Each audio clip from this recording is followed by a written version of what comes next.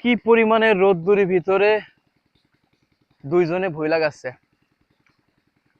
অথচ ওদের থাকার কথা এখন কিন্তু স্কুল ব্যাগ ঘাড়ে স্কুলে।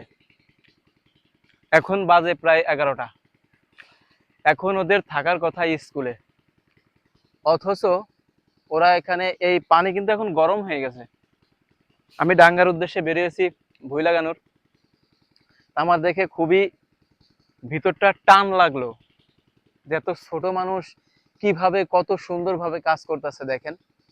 এরা একটা সময় কিন্তু খুব সুন্দর কাজ করবে, এখন হয়তো যদিও, কিন্তু একটা সময় অনেক কাজ করবে এরা। এখন আমি জানতে চাইবো যে ওরা কেন আসছে, ওদের কিসেনের দাম কত, কয়টা বন্দুক থাকবে। তো দেখতে থাকুন, চলেন।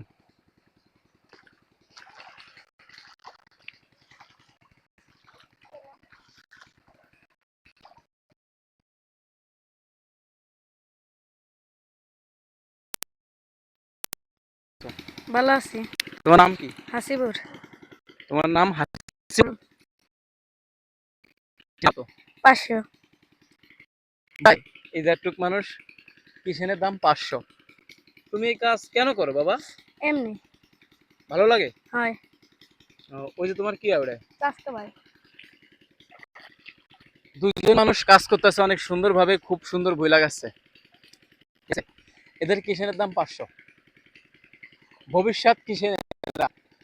তা তোমার না স্কুলে যাওয়ার কথা ছিল, তোমার তো এখন স্কুলে যাবা, তুমি এখন এখানে কেন বাবা? এমনি। তোমার আব্বু কোথায় থাকে? বিদেশ। আপনার আব্বু থাকে বিদেশ। তুমি কতদিন কাজ করো? এই 1 মাস। তোমার বয়স কত?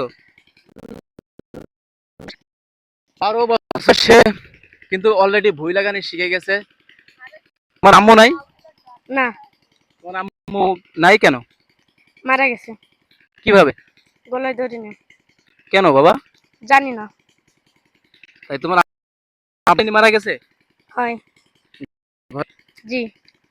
খুবই দুঃখজনক একটা ঘটনা যে ওর আম্মু মারা গেছে এইটুক বয়সে, তাই নাহলে কত আদরের থাকতো বলেন তো। আসলে মা বাপ যদি কাছে না থাকে, ছেলে সন্তান আসলেই বড় খারাপ হয়ে যায়, এদিক ওদিক মন চলে যায়।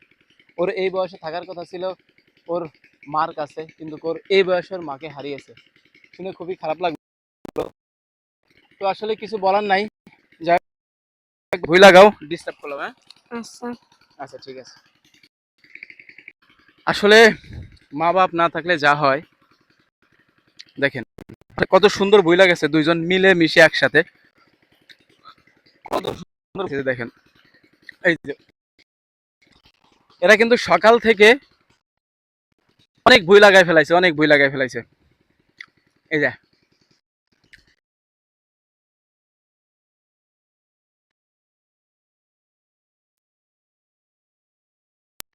সুন্দর আছে,